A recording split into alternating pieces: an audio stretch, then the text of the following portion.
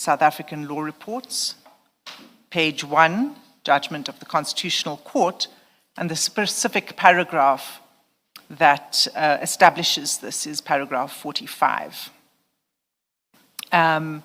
It developed the SAFU judgment, and it emphasized that a commission's role is not exhausted by merely advising the executive or the president in this case, but that in addition to doing that, a commission may serve, and in the language of that judgment, a deeper public purpose, especially in times of widespread public disquiet. The second authority is the case of Secretary of the Judicial Commission of Inquiry into allegations of state capture versus Zuma. And that's to be found in the South African Law Reports 2021, volume 5, page 1, Constitutional Court judgment at paragraph 5 in particular, where there, what the court said, again, is that in addition to the advisory and recommendation and policy advising function of a commission, it also serves a purpose of having a public inquiry in respect of matters of high public concern. And the court said the purpose of a public hearing there is to restore public confidence in the institution in which the matter that caused concern arose, which is very similar to what this commission is dealing with. The objective, said the court, is to reveal the truth to the public pertaining to the matter that gives rise to the public concern. So that context in which this commission sits is important in assessing whether appropriate circumstances prevail that justify the granting of the application that's brought today. Against that backdrop, that legal framework, let me say then that the facts here don't warrant an in-camera application. The applicant brings the application on the basis that he fears for his safety. In fact, he goes further than that. He talks about the safety of more than 1,500 employees. He says, if he testifies in public, that's the risk. He's also referred, apart from the threats that he's received, he refers to the backdrop of 2 witnesses, but we've now covered that extensively this morning, and it was 1 witness that was killed. The second, Mr. Pretorius, was not a witness before this commission.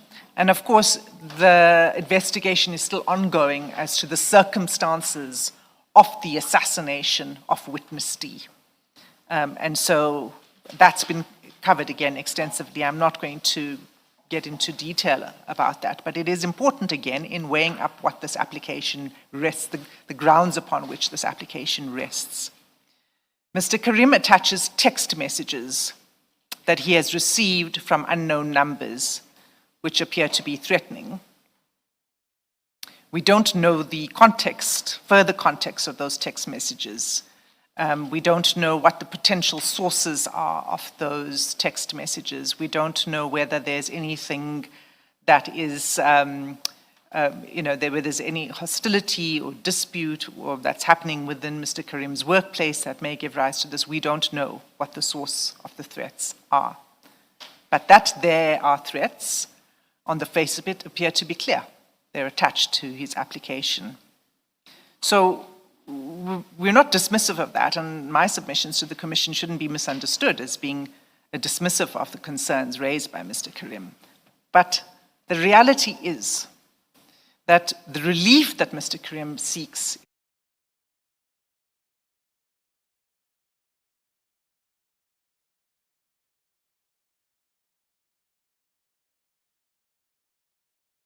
be present on the 9th and 10th of March for the purposes of leading his evidence, providing his version that he wishes to place before the Commission, and to be questioned in relation to his evidence, particularly on allegations that have been made by other witnesses that have come to the Commission. Now, and let me say this, in the answering affidavit at paragraph 5.1, it sets out a sample of national media coverage in which Mr. Carrim's name and pictures are displayed. And that's in relation to the High Court application. In paragraph 5.2 of the answering affidavit, there are examples of widespread coverage that Mr. Carrim will be testifying on 9 and 10 March, and those examples include visual images of Mr. Carrim's face. So there is no secrecy at all that it will be Mr. Carrim who will be testifying in the commission on 9 and 10 March. What Mr. Carrim says in his supplementary affidavit, though, is the following. He says, if my in-camera relief is granted, at best, the makers of these threats will simply not know when, if, or how I give evidence, as the very fact of my doing so will be sealed. And Chair, that is to be found at page 55 of the paginated pleadings bundle, paragraph 9.2 of the supplementary affidavit.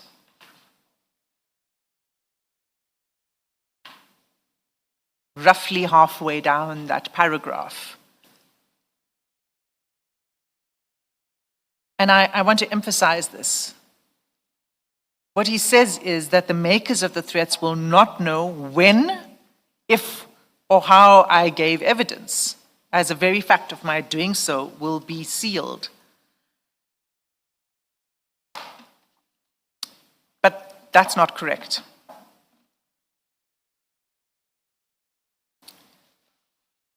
First of all, it is known. It is known when he will be testifying. And it's known widely, as we've set out in the answering affidavit. Second, Mr. Carrim accepts in his notice of motion that he will testify, and as my learned friend has said earlier this morning, it's accepted that he will testify 9 and 10 March. And so in the notice of motion, the paragraph 3, what paragraph 3 requires is just that the hearing is held in camera on those days. Third, it's not at all a given that that in-camera hearing or that closed session will protect the witness. In fact, it may make him more vulnerable, since those who are threatening him may assume that he has implicated them or given evidence problematic to them when he has not. So secrecy can actually amplify a witness's vulnerability by signaling that the witness is exceptional or hidden, and it may just fuel speculation and targeting rather than quell speculation or threats. My learned friend said just testifying at all is a risk, something to that effect, and I'm not sure that I understood it fully. But again, that doesn't assist, because what we do know is that Mr. Carrim is not saying that he will not come to testify. He will come to testify. All he asks is that it should be made in camera, but not disclosing his face or his voice is a practically futile measure, because his voice and his face is so well disclosed. And I must say that Mr. Carrim has not raised confidentiality or tried to assert confidentiality over his intended evidence as a ground upon which an in-camera hearing is warranted. So we're only dealing with the question of the threats. And I say that he's not raised that because it's not raised on the papers, but also because when one has regard to the statement, and although Mr. Carrim repeatedly refused to comply with this Commission's ruling on 6 Feb that a written statement be provided by 27 February, he has now filed it. And nothing in that statement appears to place the witness at risk through exposure of third parties in any wrongdoing.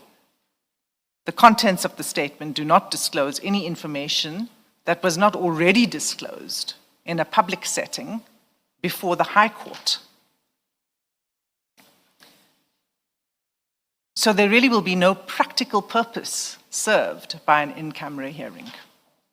And the threat won't be removed by an in-camera hearing.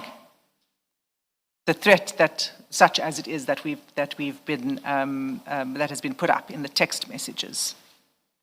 And I'm assuming for the purposes of my argument that those are credible threats.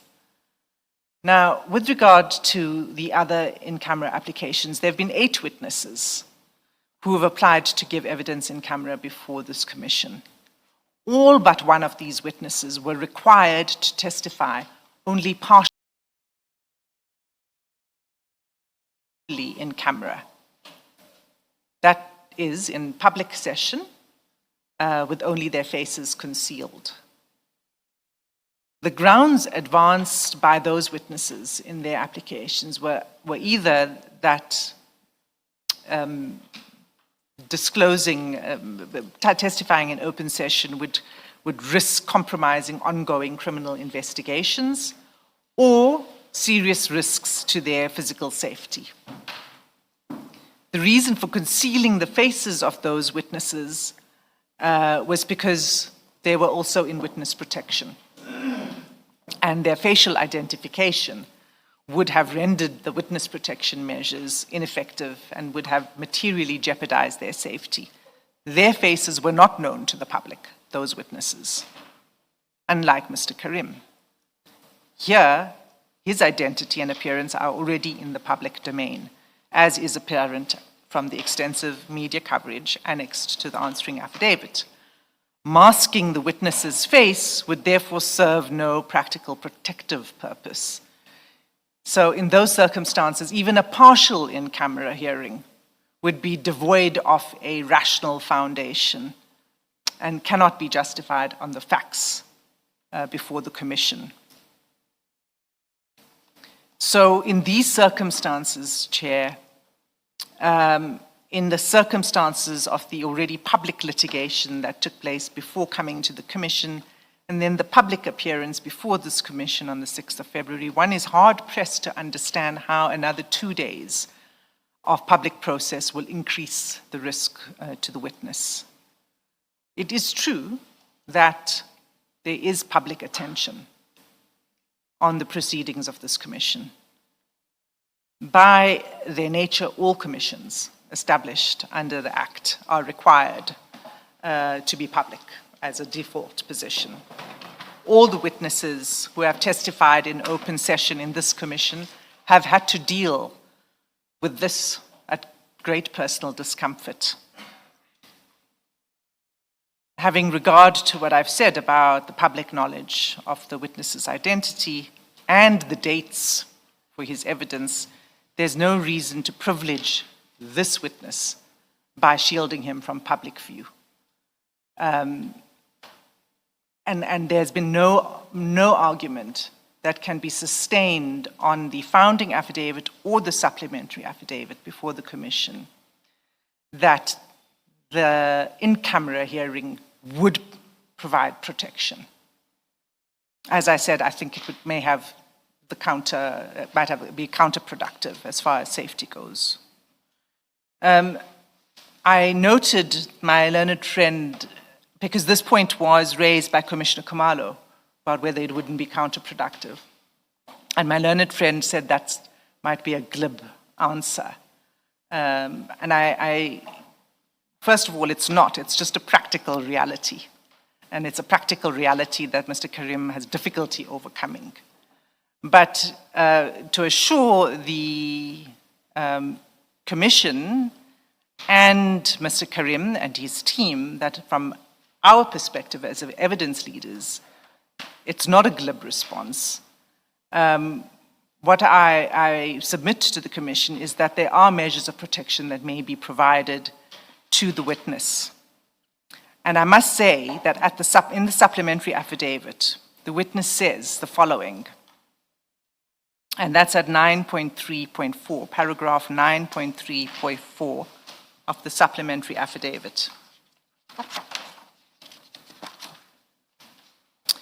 What the witness says is, I quote, "Unlike the Commission and some of its staff that have the benefit of security details paid for by the state from taxpayer funding, I have had to undertake at huge expense and prejudice, funding security for my family and me." So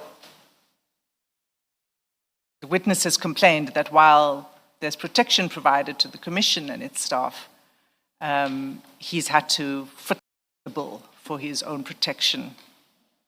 I want to clarify and place on record that I've been advised by the Commission's head of security that the Commission has previously offered the witness protection services. I understand that he declined the offer as they already had arrangements in place.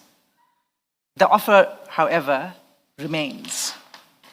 And I would go so far as to propose, Chair, that in light of the threats received, the Commission could better protect the witness in other ways, not through an in-camera application, but by renewing its offer of protection services that was made earlier, and to consider the contours of the offer of the protection services, whether it's transit protection or static or both, and to do so on the basis of a threat and risk assessment, which I think,